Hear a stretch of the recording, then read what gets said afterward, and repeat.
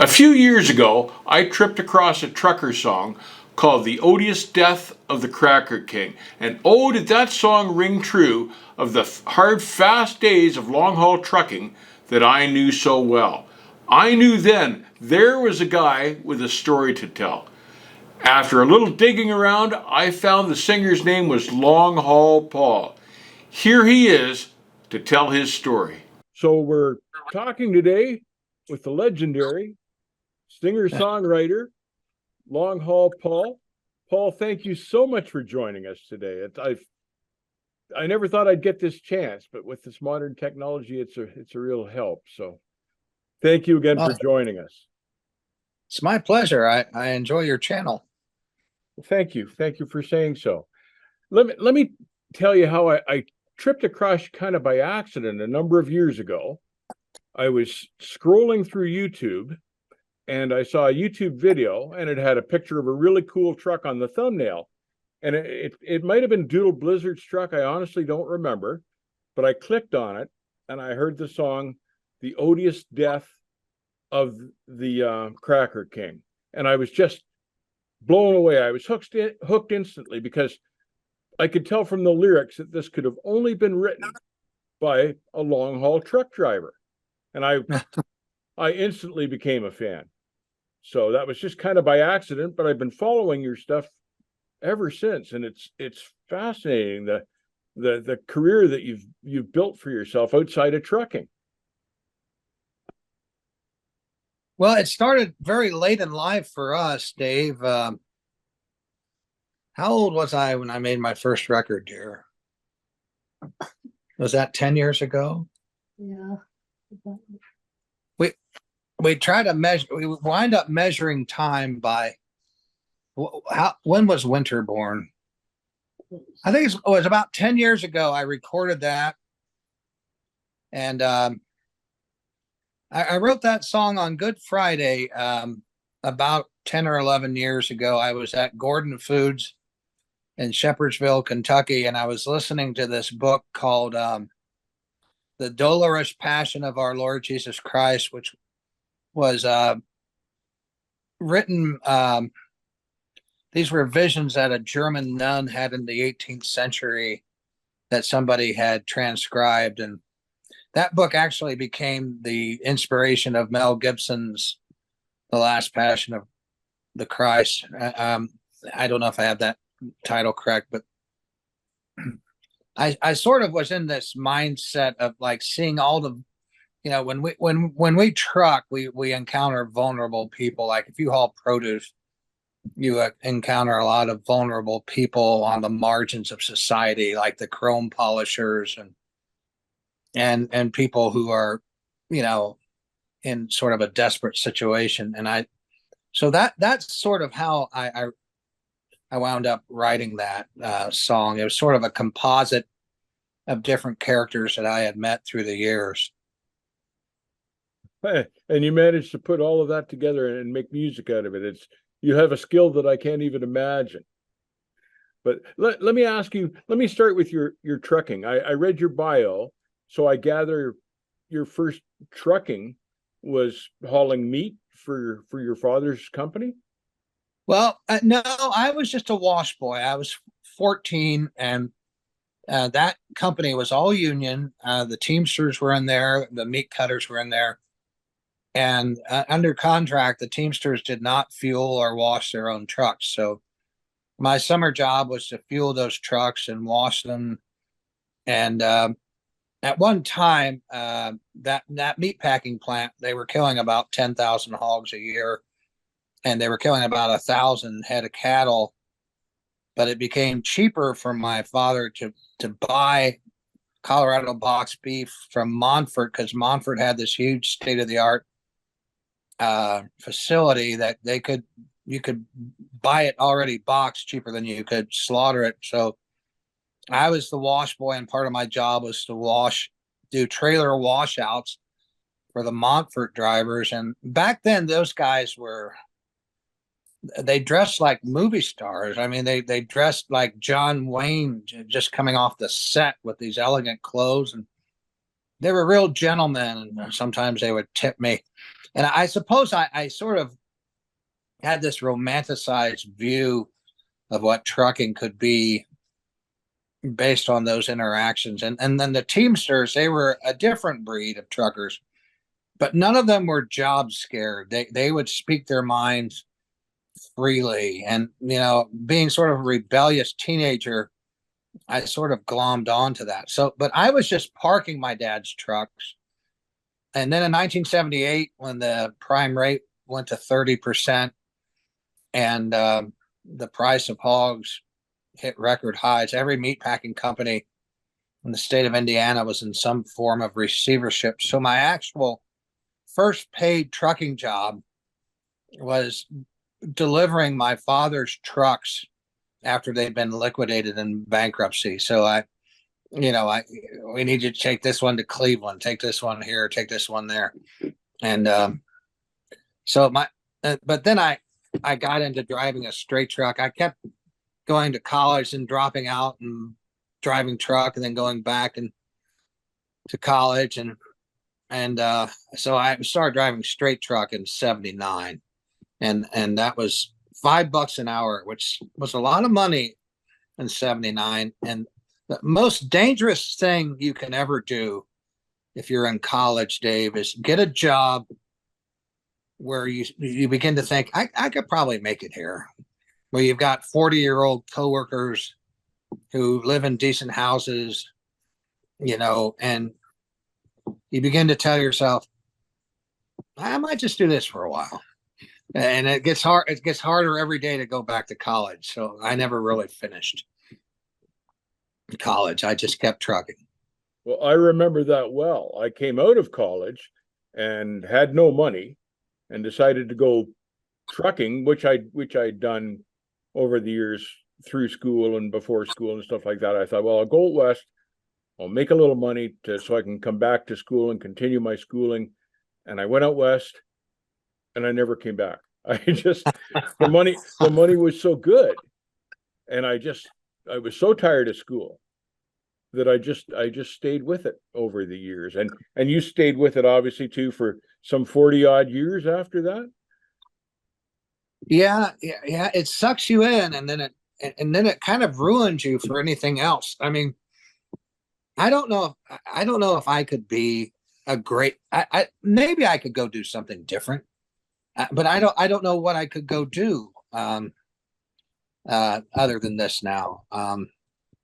But yeah, I guess from 79, I don't know if there were some on and off again years between 79 and 87 when I was doing the straight truck. Then they brought me in the office for a year, and I lasted exactly a year. And I said, I can't do this anymore. Went back to the truck. Then I got another office job that lasted exactly a year at that office job. I said, I can't do this anymore. So I've been steady over the road since 87. So quite a few years. I'm going to shift gears back and forth on you here as I think of things I want to ask you. But so while you're driving the truck all these years, you just start to write songs. You hear music playing in your head. You spend your nights writing down songs that you think of as it goes. Is that how you started? Well, I started writing songs in church when I was 19. I was in a little. I was raised Catholic, but at 19, I kind of rebelled from all that and wound up in a Holy Ghost church, and the music was awesome.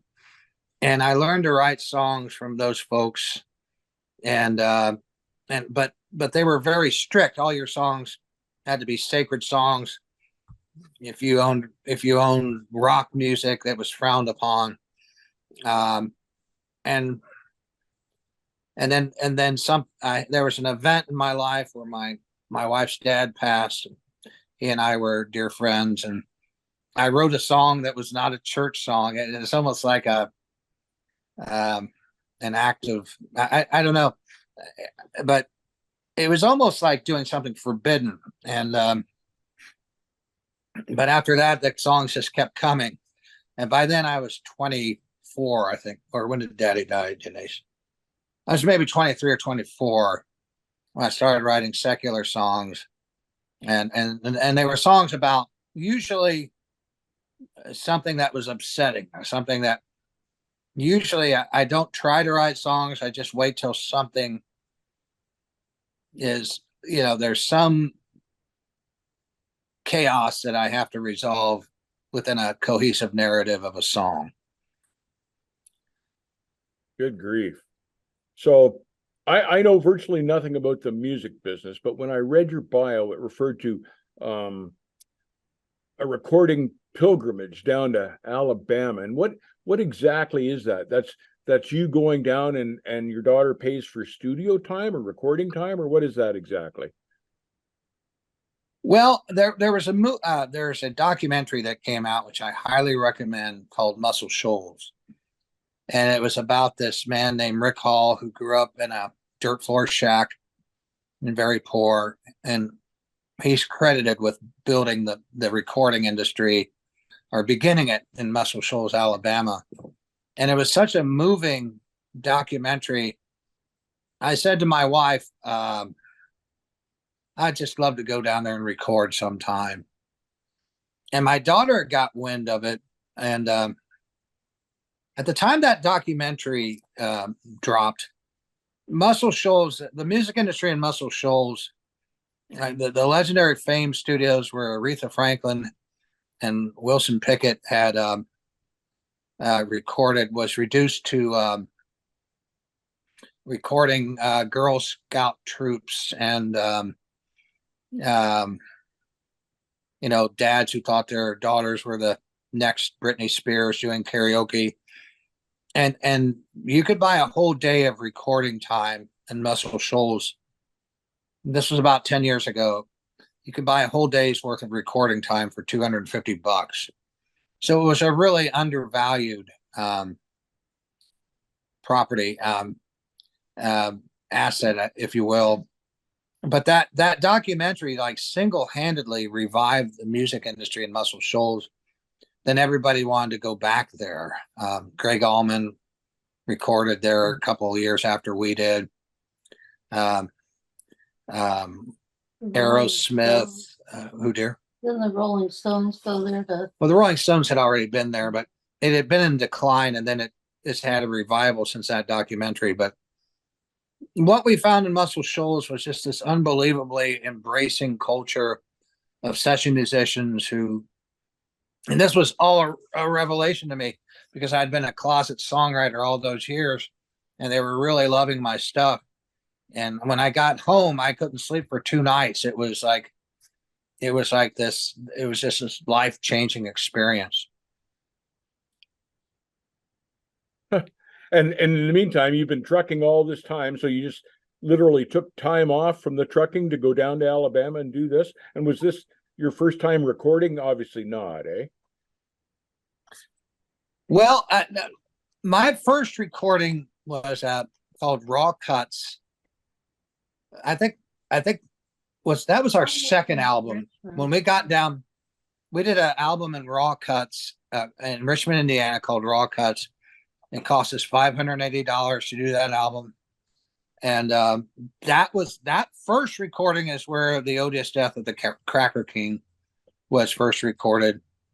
But then when we got to Muscle Shoals, all these session guys said, "Hey, we'd like to help you." I liked it.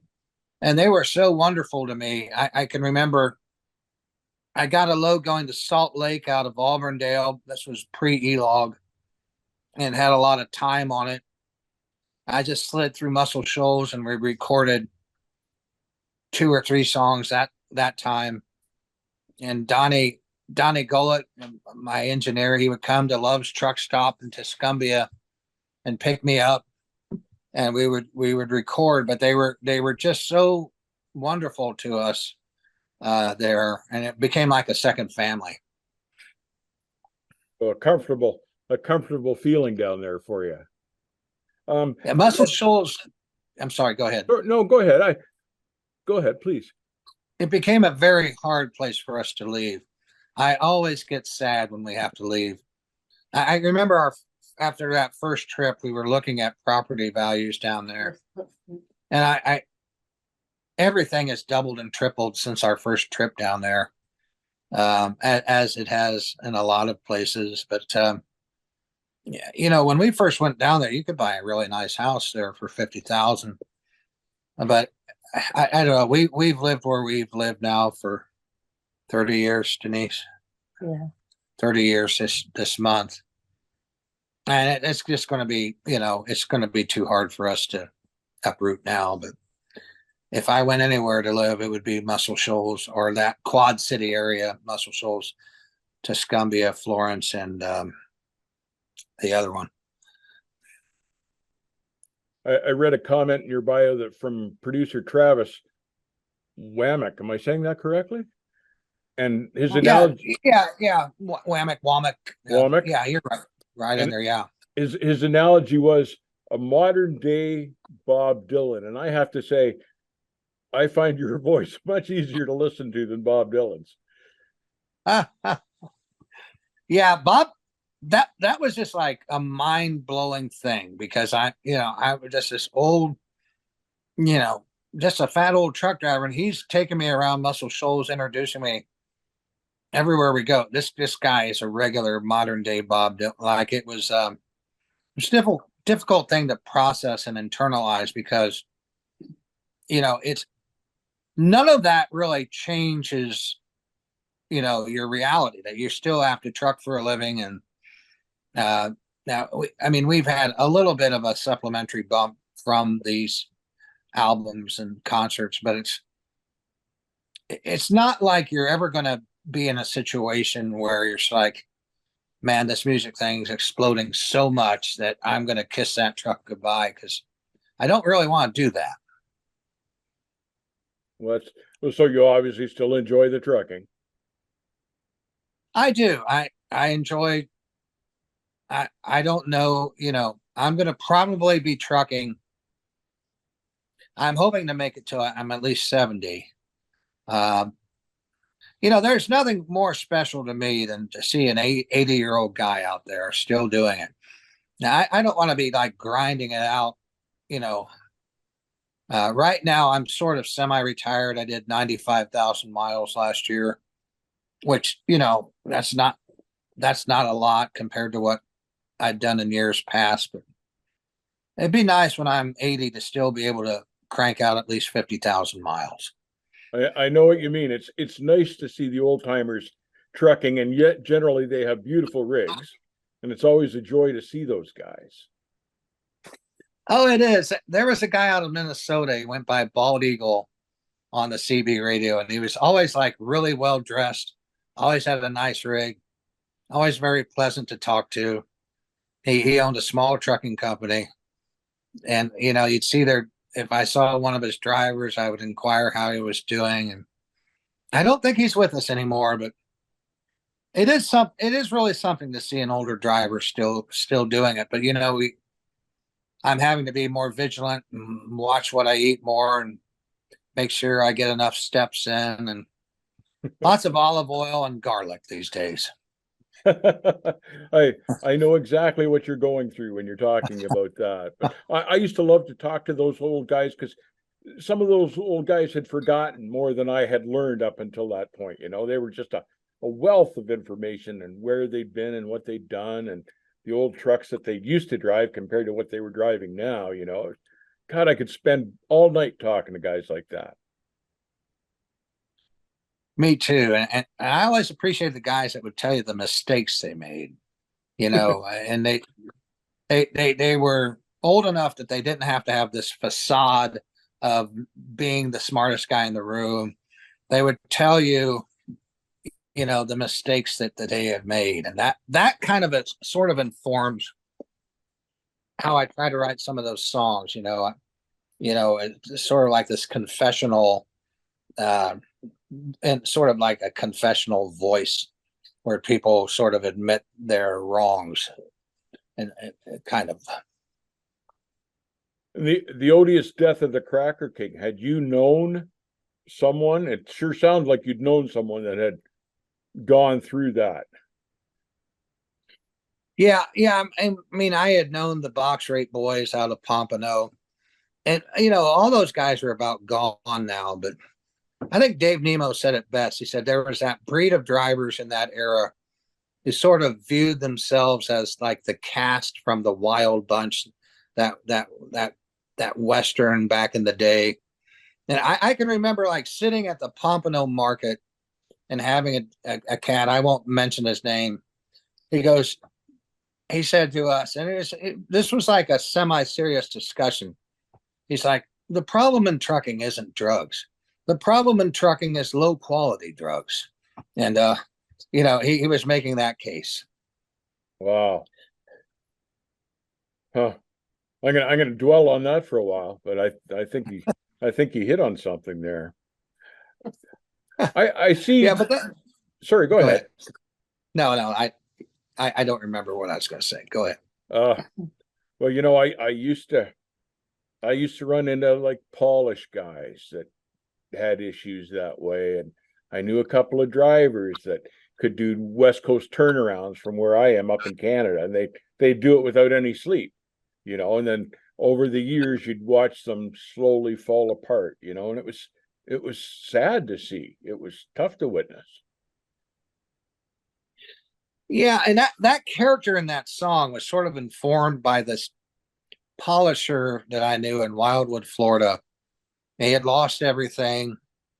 He had been a cattle hauler, and all that he could do was polish to feed his addiction. But he was a really nice guy. Maybe slept on the ground behind the truck stop till they ran him off. And I always kind of worried about him. But yeah, like you say, those guys fall apart very quickly. And but they do sort of haunt my lyrics because I don't know.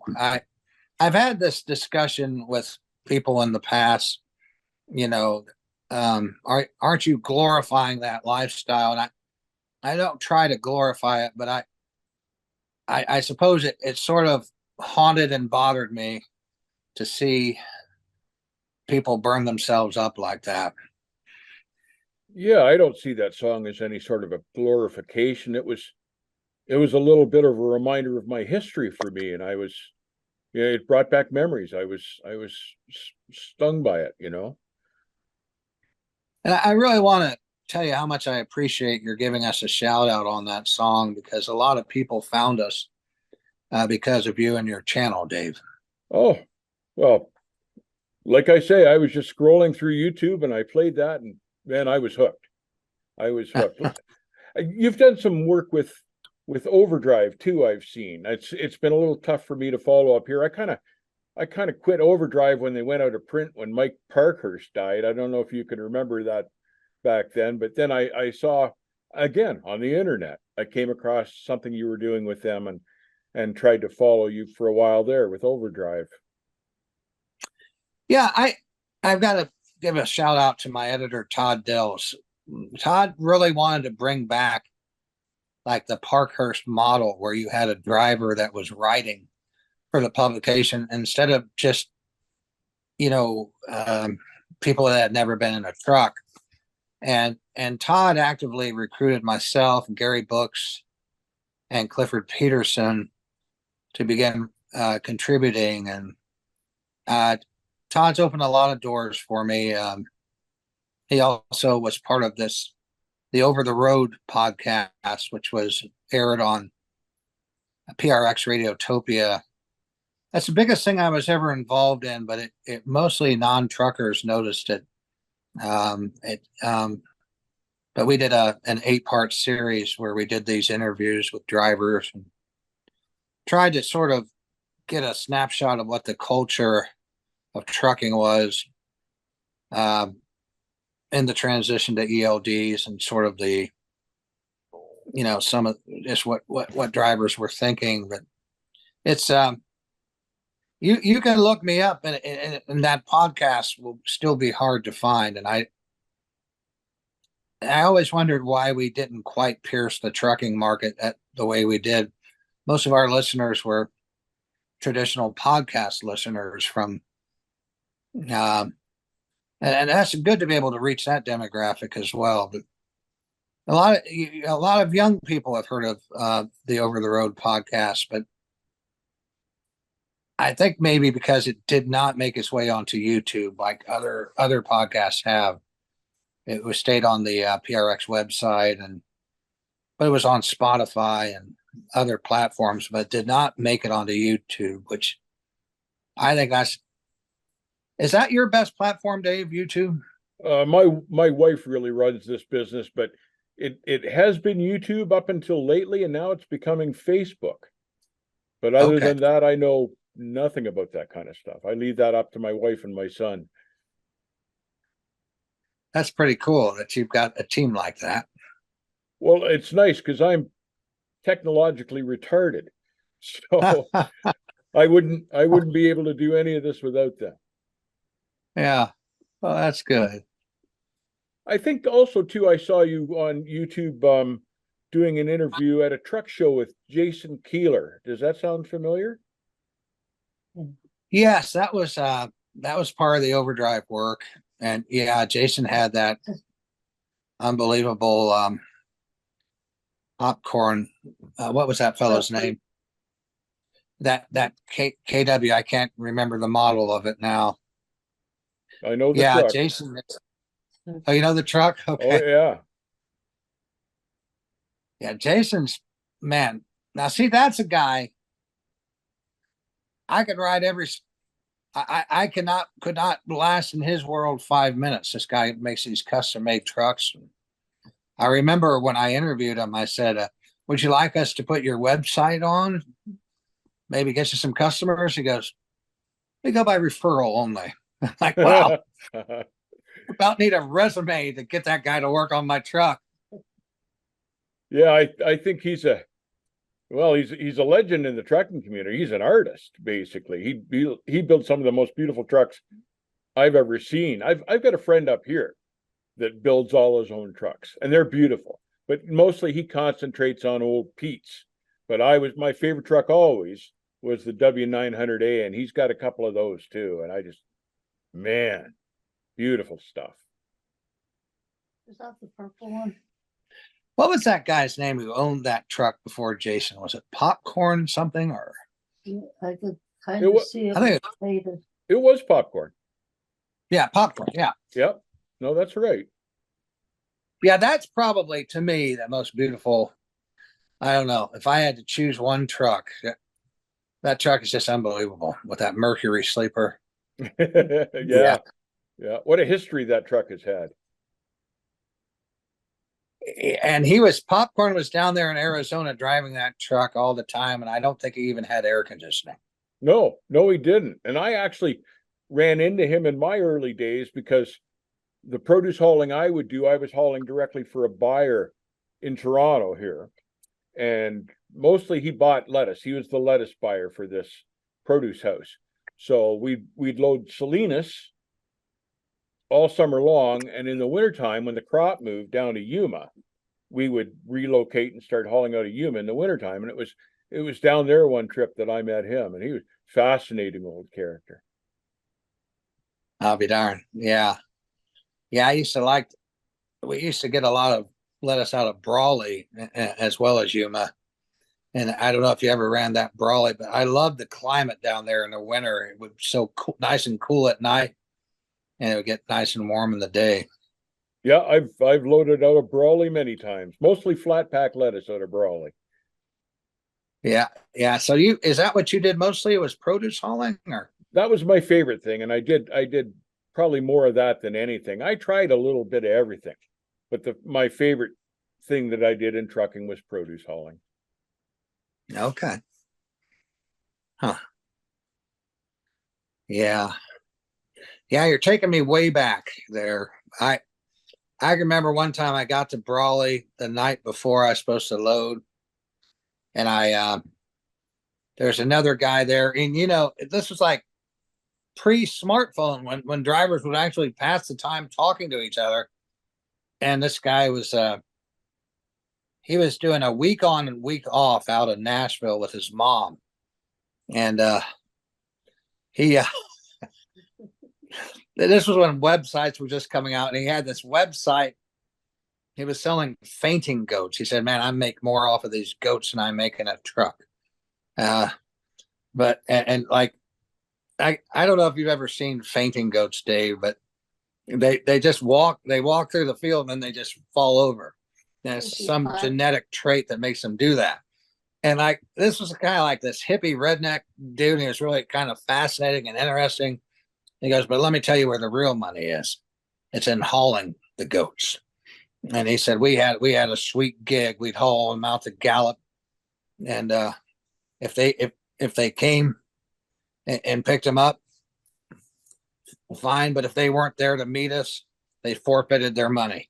And he goes, "But then this little snitch turned us in for hauling goats." And I'm like, where would you haul them? Right back in the sleeper. I'm like, it's like, there's nothing I hate like a snitch. But we got called in the office, and there was a Ziploc bag of some straw and manure we must have missed. And he was trying to get me to like take over his clandestine goat hauling business. You just don't find people like that anymore, Dave. At least I haven't. No, for sure you don't. And you mentioned, before the what are they called? The Apple iPhones and stuff like that. When we were out there, it was you carried a roll of dimes and you found the nearest payphone, and that was how you called your buyer. Something like there's no cell phones or any of that. And I remember a bad phone call I had to make from Brawley, actually, because I pulped the product and it was hot. And I thought, oh, he's going to reject the load and I'm going to be down here for the weekend. And I had to call up to his house in Toronto, and he said, no, he says, "I've been watching the weather down there. It's still within my tolerance level." Because it wouldn't, the reefer wouldn't suck temperature out of it, even traveling that far. So I was concerned it was going to be too hot when it hit the market. But he said, no, I kind of expected that out of Brawley this week. Come on home. And I wiped my brow and thought, oh, good, on my way home. But yeah, I miss hauling. I miss those lanes. Our lanes are very tight where I work. We're kind of almost on a dedicated deal, and I haven't run that lane in a long time. Where do you primarily run now? Well, we haul a lot of dairy products out of. So I live in Eastern Indiana, but I work out of Western Ohio. We run a lot of Florida, Texas, and Utah, and a lot of dairy products to about the same 12 customers. And it's nice because it's predictable. You know where you got to be on that second morning freight. But every now and then, my mind just goes back to like, taking Brawley, and maybe I'm still tracing my mind what I think I started taking 54 out of there back. Is that how you would go? Would you work your way over to 54 and start coming north? Well, it would depend on what day of the week I got out of there, because back then I didn't have operating authority for a couple of those bottom states. So sometimes I would have to cut back up to Las Vegas, straight out of Yuma, for instance. What's that, 93, I think, straight out of Yuma, and then go back to 80 and run that way. And if I was feeling brave, I'd run the bottom up to 25, cut up to Albuquerque, and go home the rest of the way on 40 and 44 that way. And yeah, but whatever would get me there the quickest, because this was before e-logs or any of that, and we were on tight schedules. We used to do, like, I shouldn't even say this, but we used to do about 900 miles a day, break for 4 hours, and go again, but I loved it. Yeah. I enjoyed it too. I don't mind what we're doing now, and I don't know if I'd want to go back to being, because there's this. I think you've talked about this before, but there's a phenomenon in trucking, or it used to be, like, the more you would do, the more they would expect you to do, especially in the produce realm. And if you could do it once, they just expected it all the time. And so I don't miss that aspect of it. I worked directly for a buyer, and he was a really good guy. So you just always did your best for him because you wanted to do your best for him. And he knew he had his guys that could really, really travel distance, and I remember one morning I used to call in every morning on the way home and say, here I am, where I am. So I called him. I was having breakfast in Amarillo, and he never asked for much, and he says, I could really use that load for tomorrow morning. And that's a long hike out Amarillo up into Toronto. But the fact that he had said it, Yeah. and I thought, oh, well, I'm going to try my best. And Yeah. I broke every rule in the book, and I made it, and I backed in, and I was pretty damn proud of myself. And he comes down, he says, oh, I was just kidding, I wanted to see if you could really do it. And he did the same thing to my partner, my running buddy, the next week too. And I hadn't run into him, and he did the same thing to him. They all had a good laugh at the produce house, but he never did it to us again anyway. But yeah, we used to have to cover some pretty serious ground just to keep him happy. That was the produce business. Well, since you're from Ontario, Dave, I got to tell you, I'm a huge fan of a songwriter up there by the name of Fred Eaglesmith. Does that ring a bell at all? No, I don't. Not familiar with him.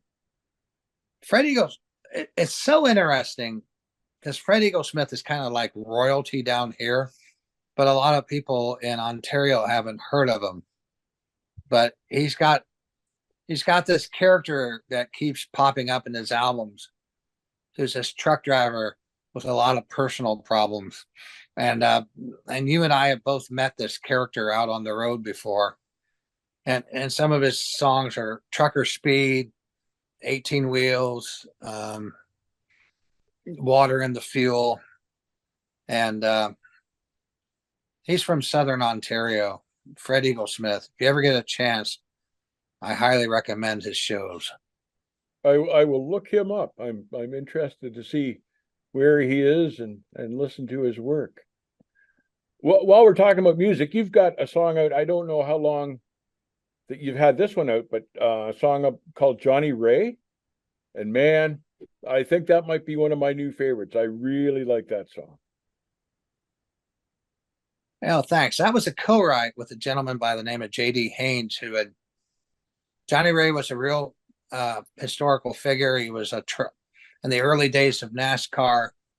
He was a small fleet owner who also raced the Winston Cup circuit until he had a bad accident in Daytona. Then he became a team owner and gave Dale Earnhardt his start. But probably his most famous moment was after 9/11. He asked the Talladega Motor Speedway if he could take the American flag around the super speedway there. And it was just a galvanizing moment. And J.D. Haynes himself was in the stands that day. He was 14 years old. And in that moment, he decided he was going to be a Marine and he was going to be a truck driver. And we wanted to sort of like bear tribute to Johnny Ray after he died. And J.D. Haynes got a hold of me and said, why don't you write a magazine article for this guy? And a colleague of mine over at Truckers News had already written it, which is a sister publication of Overdrive. But I said, this sounds to me like more of a song than and this JD, I had a great Southern accent. He says, I was born in East Boga, Alabama. And about every baby born in East Boga, Alabama, their dad is a truck driver. And I said, man, that's just like it's just like naturally organic poetry, the way he said it, And I said, yeah. I believe we need to write a song together. And so I'm glad you like that song. We had a legendary drummer on that by the name of J.M. Van Eaton, who, the good news about being a drummer, if you can avoid the trappings of traveling musicians, drinking the drugs, the women, that aerobic workout from drumming can keep you alive a very long time. So JM was helping us, but he was an original drummer at Sun. Yeah, he was on all of Jerry Lee Lewis's Sun recordings. He had been on Johnny Cash's records, Roy Orbison's, and here he was helping us. He's just a really delightful guy. He died last week. And he goes, you want me to say 1, 2, 3? I can say it any way you want. I can say 1, 2, 3. I can say uno, dos, tres. And we were just like winging it. I said, say uno, dos, tres. And then he agreed to be the Jake break. Like that old guy doing the Jake break in that video is J.M. Van Eaton. And we had a lot of fun doing that song. But I always thought that song might make it onto Sirius XM. We've had one song make it onto Outlaw Country, which is Beans and Corn. For some reason, I can't seem to talk him into putting Johnny Ray on there, because that's one of my favorite songs too. Oh, I think that's a smoking song, and I watched the video that went with it, and that is Johnny Ray's truck, the big bunk Pete with the matching trailer. Yep, he would spec out these trucks with these long sleepers. Do you remember when they used to put the coffin sleepers together? Yes. Like he would do stuff like that. Like if you drove a Johnny Ray truck, it was kind of Johnny Ray was really kind of a legend in Alabama for the way he ran that trucking company. And after he couldn't race cars anymore, he continued to race trucks. And he broke a record. I don't know if that record's been broken since he broke it back in I think the 80s or 90s. But yeah, that's a real person. John Ray Enterprises. There's a 10-4 magazine did just a wonderful article on him probably about 7 years ago, and it's just a trade journal masterpiece. I'll send it to you. I'll send it to Catherine's email. Thank you. I'd appreciate it. Thank you very much. I think that's a smoking song. Well, thank you. I think that's a smoking song. Let me shift gears on you again here. You're still trucking, and so yes. You're having had adapted to the e-logs and the auto braking stuff. And how do you see this? How do you see trucking going into the future? Like, are you managing all this stuff, this technology, okay, or do you think it's going to drive drivers away from the industry, or how do you see this whole thing evolving? I guess I'm asking. Well, there's a certain aesthetic thing that at least I, as a company driver, have lost. But I do think there's a mistake you can make in confusing aesthetics with your identity. I mean, what I mean by that is a friend of mine here at Moeller Trucking, he recently retired. His 401k was in the high six figures. He had amassed a net worth of over $1 million because he also invested in real estate. But the other side of that is he drove a 68-mile-an-hour Freightliner and was on electronic logs. And probably towards the end, he had a lane control alert system. And I think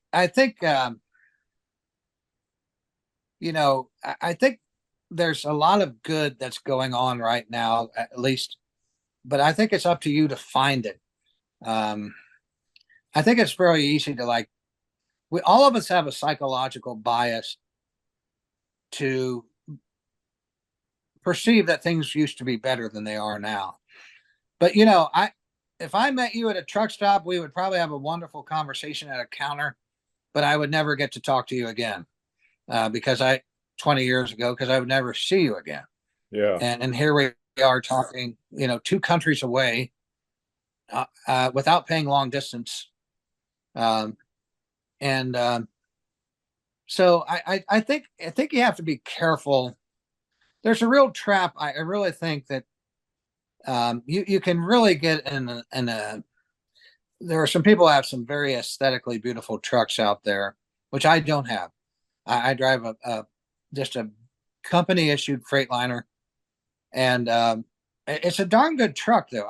I've driven the beautiful trucks before.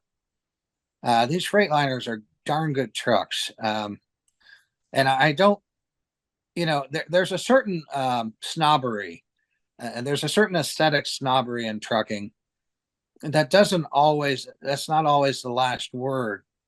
I mean, I know people that probably wouldn't even talk to me if they saw me on the road, because my truck goes 68 miles an hour. And but the thing is, I guess what I look at, my metrics of success are, if I keel over right now of a heart attack, my wife is going to be okay, because, we've got good insurance. We've got a good 401k that we're building on. And that's my metric of success. What it bothers me, Dave, and I don't mean to be on a soapbox, but when I see people with really beautiful trucks and that's all they have, and they hit a bump on the road and they have a health crisis, and they're in deep trouble because they had no insurance, they had no savings to fall back on. Everything they had was plowed into that truck. That bothers me a lot. That is very insightful, and I agree. There was or is a kind of snobbery that went along with that type of equipment. Our rate system here in Canada for freight is far different than yours in the States. So all the fellows that I knew back then that had fancy equipment now, because of the freight rate, have all gotten rid of their fancy equipment and gone to driving company trucks. But we do some work with GP Transco. I don't know if you're aware of them, out of Joliet, Illinois. And I've had numerous talks with them because they have the new Cascadias with the automatic transmission and the Detroit engines. And I think a lot of truck drivers that had suffered from this snobbery fail to realize at the end of the day, it's a business. And GP Transco has spec'd these trucks specifically to make money, to they're cost effective for their operation. And I don't think a lot of drivers really appreciate the trucking company end of what they need to do to survive in today's market. That's a good point, because that's exactly the spec I have now. I'm in Freightliner. If you look at Freightliner's literature, they're going to call it a manual automatic, and they're going to insist that it's a manual because you can manipulate the paddle. You just don't have a clutch, but it's an automatic. It's like, it's okay. But that it's 8.2 miles per gallon versus the 6.2 I was getting in that 13 over in the Cat. I mean, at 100,000 miles, I can't figure it up in my head, but I think that's like $20,000 less fuel a year. Yeah, it's staggering, as it was, especially with the price of fuel these days. So you can see why trucks have evolved to where they have today, where that's the best selling truck in my understanding is the new Cascadias with the automatic transmissions and the Detroits, because they get such good fuel mileage. Well, I just have to be honest. It's a darn good truck, and it's not. Somehow Freightliner figured out how not to let the technology go too far. It's not that invasive to drive. Now, if you veer onto the fog line, there's going to be a little sound that sort of sounds like a bear having flatulence that will warn you that you're too close to the fog line. And but it's not that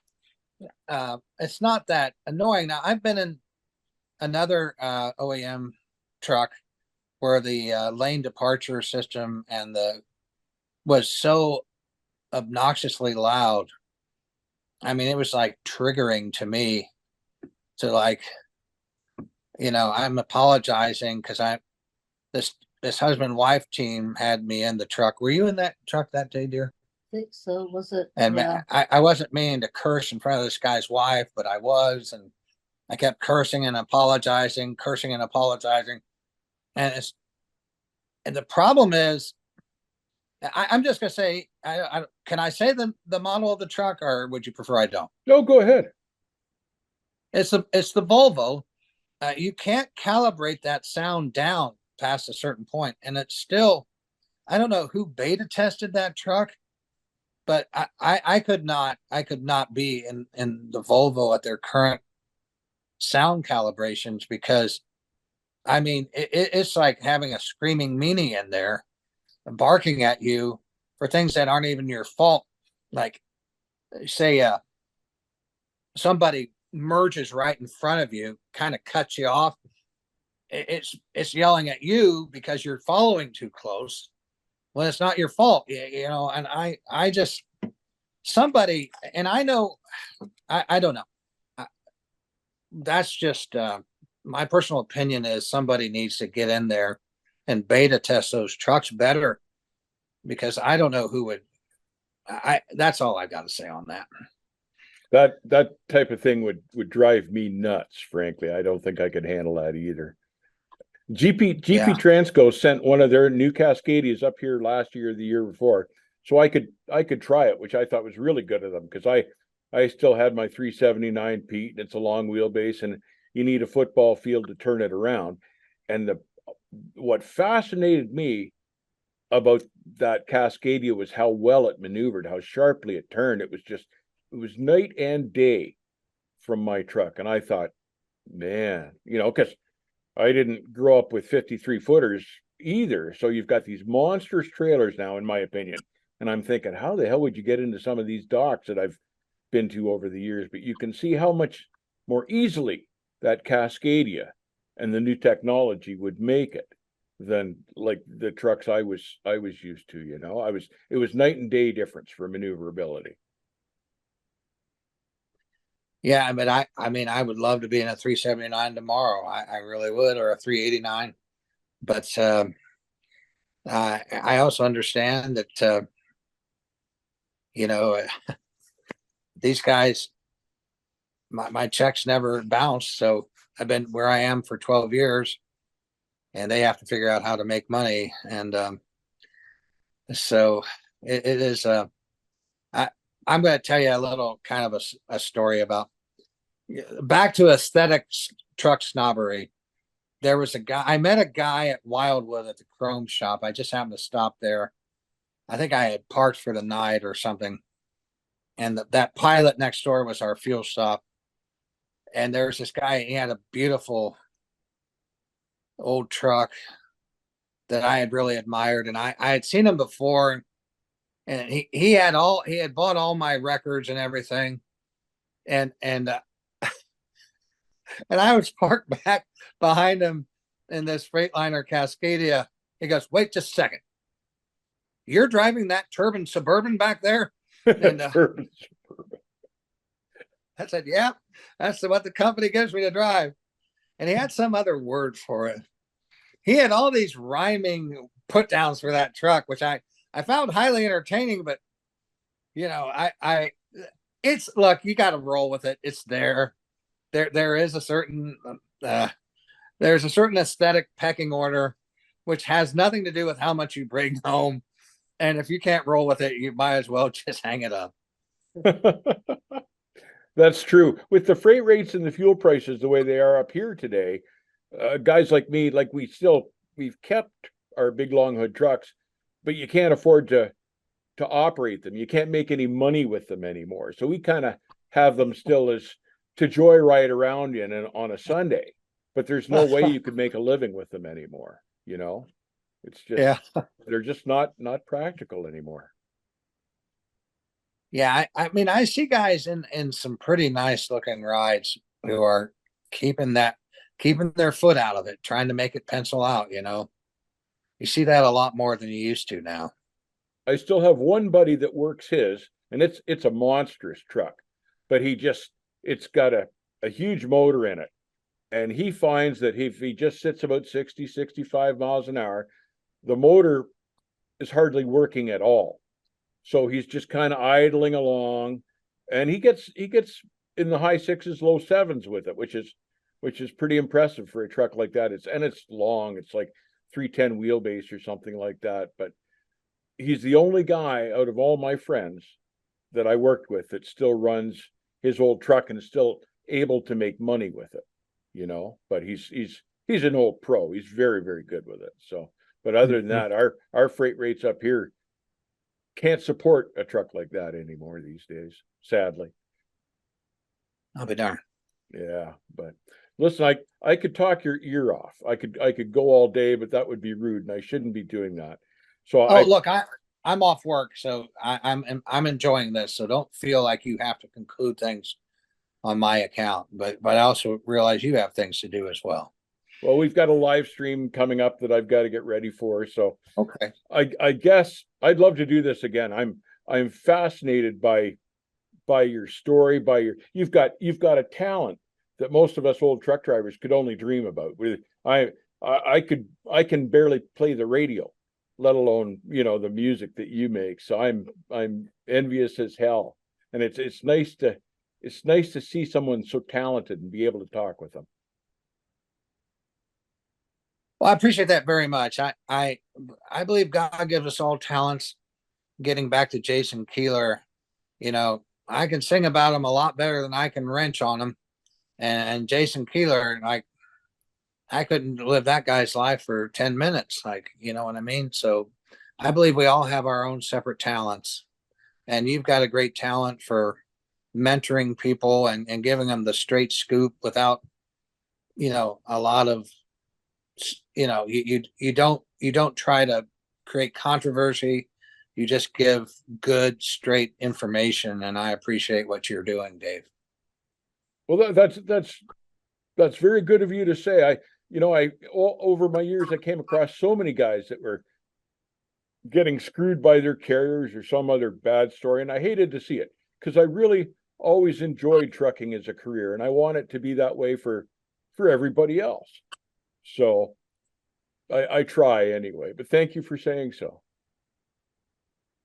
You bet.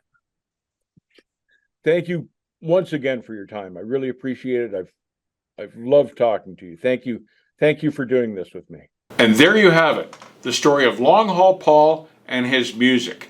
My hat is off to you, Paul, for being able to master both a trucking career and a music career. If you want to check out more of Paul's music, go to LongHaul Paul on YouTube. Again, thank you, Paul, for taking the time to do this interview. Stay safe, keep the rubber side down, and I'll see you on the back haul.